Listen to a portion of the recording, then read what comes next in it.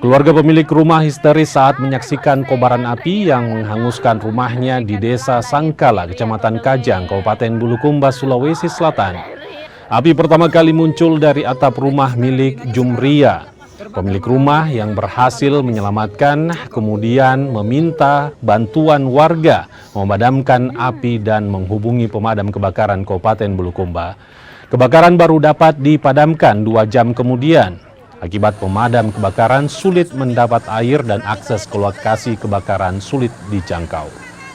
Sangkala, Kecamatan Kajang, yang mengakibatkan kerugian 1 unit rumah semi permanen dengan jumlah kerugian diksatir 1,3 miliar. Armada yang kami terjunkan itu ada 4 unit, 1 dari sektor Tanete, 1 unit dari sektor Kajan, dan ditambah 2 unit dari sektor induk atau sektor kota.